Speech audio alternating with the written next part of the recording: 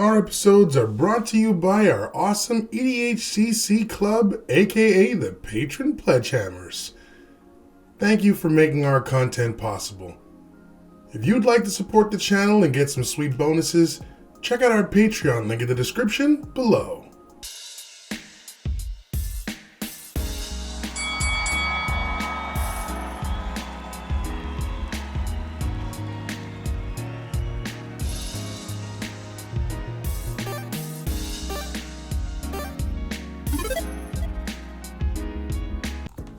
Welcome to episode 211 of EDH Commander Challenge. I'm your host, BT.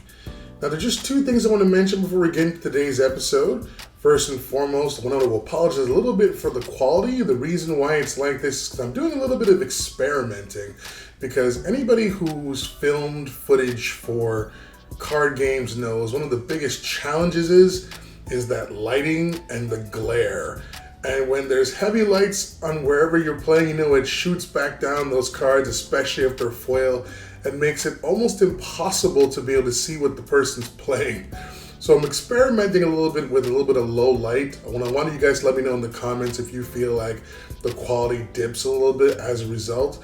And, you know, maybe if someday, hopefully, and when I can afford it, if you will, I'll try and upgrade permanently to a 4K setup and see if that helps with the glare issue as well. Secondly, fun fact, one card I have always wanted is a foil Gaia's Cradle. Although the price is absolutely ludicrous to get one now, I really want to get one. And if I'm able to beat Gemi in 3 straight games, although I can't guarantee they'll be back to back, in terms of when the episodes come out, but if I'm able to beat Gemi in 3 straight games, then I'm going to try to get it. So Gemi's goal here to beat me is not just to beat me, but to also be able to stop me from getting this card. And by the way, for anyone who wants to know why I want to get it, it's just because my favorite deck of all time is Risk the Redeemed. It's my favorite commander in Magic, and I think Gaia's Cradle is the only card left that can be foiled that isn't in the deck. And, you know, not to mention, you could say it's like the centerpiece, because having tokens and Gaia's Cradle, they just go together like, you know, peanut butter and toast. So let me know what you guys think in the comments. Let me know what card you wish you could get in your deck as well that you've wanted for a long time. But for now, let's go check out those opening hands. First, in this corner, with an opening hand of 2 islands, Fiery Izzet, Temporal Manipulation, Cyclonic Rift, Gutter Snipe, Blasphemous Act, and his Izzet-style general, Melek Reforged Researcher. He is the host, yours truly, BT.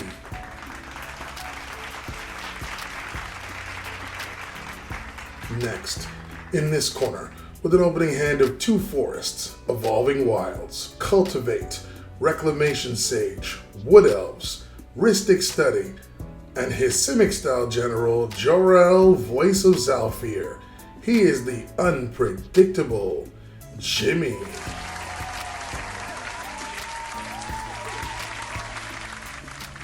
Gemi won the dice roll to start us off, so let's begin our latest card fight.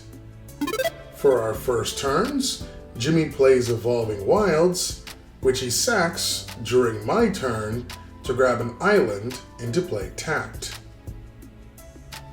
While I play Ponder to check my top 3 and draw a card. Gemi plays a forest, while I play an island. Gemi plays another basic and casts Rhystic Study, while I play Fiery Izzet and cast Gutter Snipe. Gemi gets his first free draw for me not paying the study tax. Gemi plays an island and casts Skyshroud Claim to net 2 forests from his deck into play. While I play Mystic Sanctuary and move into combat, and attack with my Gutter Snipe for 2 damage, and pass. Jimmy starts his turn by casting Azusa, Lost But Seeking, followed by Cultivate, to net 2 more basics from his deck into play before passing. I play an island and cast my general, Melek. Though I think Jimmy forgot his study trigger here, but anyways, I move into combat and attack with my Gutter Snipe. Jimmy declares no blocks and takes 2 damage before I pass. Jimmy casts Preordain to scry 2, keeping both cards on top and drawing a card. Then he casts Seedborn Muse, then plays Terramorphic Expanse, then casts Sword of the Animist. He immediately sacks the Expanse to net yet another basic from his deck into play, and passes. Jimmy untaps via Seedborn during my turn. I cast Rowan, Scholar of Sparks, and use her +1 ability to poke Jimmy for 1 damage. Since my general and Rowan are on the field, it ensures my first instant or sorcery now costs 4 colorless less. So I cast Temporal Manipulation to take an extra turn, which also triggers Gutter Snipe, who shoots Jimmy for 2 damage. Jimmy also gets to draw a card, as I didn't pay the study tax. Then I pass to my extra turn. For my extra turn, I uptick Rowan again to shoot Jimmy for 1 damage. Then cast Factor Fiction for only a single blue. And I pay the study tax, which has my Snipe shoot Jimmy for 2. My 5 cards revealed are Wayfarer's Bauble, my own copy of Rhystic Study, an Island, 1,000 Year Storm, and Brass's Bounty. Jimmy makes his 2 piles, I take 1, and pass. Jimmy starts his turn by casting Titania, Protector of Argoth. With its ETB, he gets his Terramorphic Expanse back into play. Then he casts his general, Jolrael. Next, he moves into combat and uses its effect to turn his Expanse into an XX green-blue bird with flying and haste until the end of the turn, which is currently 3/3, and attacks with it for 3 in the air. He also gets to draw a card via his general's effect. During his end step, I cast Cyclonic Rift with Overload for only 3 mana thanks to Rowan and Melek, which not only bounces most of Jimmy's stuff, but also Gutter Snipe shocks him for another 2 damage. Though Jimmy does get to draw 1 as I didn't pay the tax. For my turn, I play Prismari Campus tapped, and then I use Rowan's ultimate to create her emblem. Then I cast Brass's Bounty, shooting Jimmy for 2 with the Snipe, and make 6 treasure tokens. Then I move into combat and attack with both of my creatures for 12 damage total before passing. Jimmy starts his turn by sacking his Expanse to get another basic from his deck into play tapped. Then he recasts Titania, and with her ETB, he gets it right back into play. Next, he casts Wilderness Reclamation, and sacks his Expanse yet again to get another basic, and with Titania's trigger, also makes a 5/3 elemental token. Before his end step, however, I cast Chaos Warp, which thanks to my Gutter Snipe shoots him again for 2. And I target his Wilderness Reclamation, shuffling it back into the deck. Jimmy then shuffles, And his top card is Aftermath Analyst, which goes into play. With its ETB, Gemi mills 3 cards and then passes, discarding down to 7. For my turn, I cast Thousand Year Storm, followed by Cosmic Epiphany. Then I pay 2 mana to copy the spell with my emblem, so I get to draw in total 12 cards. Should I have gotten to draw more cards via my storm because of the copy? Someone let me know down in the comments.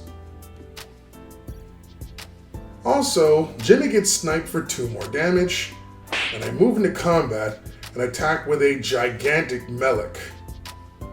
Gemi blocked with his elemental, and then I pass, discarding down to 7, including Blasphemous Act and Arcane Denial, making my general almost a commander damage style OTK. Gemi plays Temple of the False God and casts Reclamation Sage, but I stop it with Force of Will, paying 1 life and removing Serum Visions. This also snipes Gemi for 2 thanks to Gutter Snipe. Then he recasts Seedborn Muse and Rhystic Study. Also, he casts Black Blade Reforged. Then he moves into combat and attacks with Titania. I declare no blocks and take 5 damage before he passes. He gets to untap during my turn thanks to his Seedborn. During my turn, I play Command Tower and cast Soul Ring, paying the tax. In response, Gemi sacks his Analyst and returns all of his lands from his graveyard into play tapped. Then I cast Primal Amulet, paying the tax again. Then I move into combat and attack with Melek. Gemi blocks with Seedborn, and I pass. Gemi plays his own Command Tower and recasts his general, Jolrael. Then he sacks his Expanse and Wilds to net 2 more basics from his deck into play tapped and gain 2 more elemental tokens via Titania. Then he equips his Black Blade Reforged to Titania, giving her a massive +15/+15. He then moves into combat and attacks with her. I declare no blocks as I really don't want to lose my Gutter Snipe, and resolve to take a massive 20 damage. In his second main phase, he moves his blade onto his general and passes. I play Frostboil Snarl and cast Experimental Overload, paying the tax and also copying the spell thanks to my emblem. This places a counter on my amulet. It also snipes Gemi for 2 damage, and I gain 2 blue and red XX weird tokens, one being a 10/10 and one being a 9/9. And I also get to return Cyclonic Rift and Temporal Manipulation from my graveyard to my hand before passing. Gemi starts his turn by casting Tatyova Benthic Druid, but I counter her with Spell Swindle, which shoots Gemi for 2 again thanks to Gutter Snipe. It also places another counter on my amulet, but it does allow Gemi to draw as I didn't pay the study tax. I also get 5 treasure tokens. Gemi then immediately casts Pongify to basically replace my Melek with a 3/3/8 token. Then he casts Wood Elves.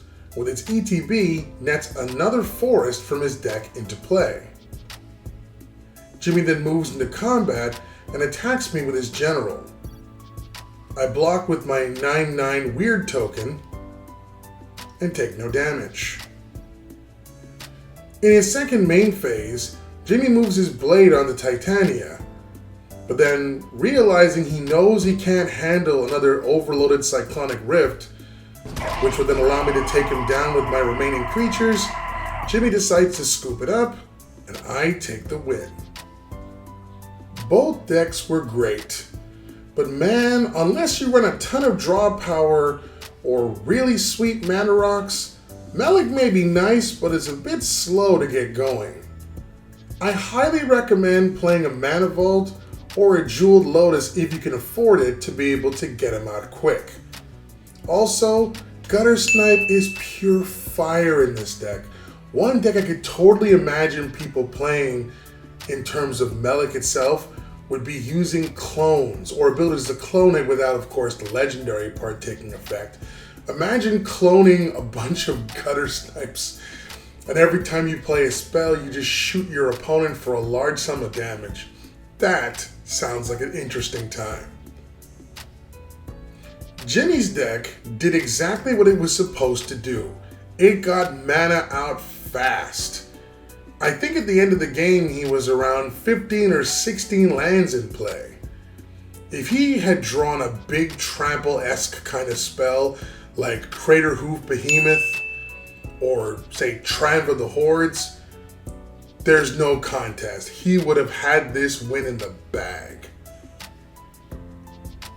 You agree with our picks? Let us know in the comments. Also, if you enjoy our content, consider becoming a patron. We'll give you access to some sweet extras like bonus entries into our giveaways, your nickname in the EDH Club, and so much more. Also, we're still trying to hit 2,000 subscribers here on YouTube, so please smash the like and subscribe buttons. It helps out big time. Well, until next time, thank you so much for watching. It means a lot to me.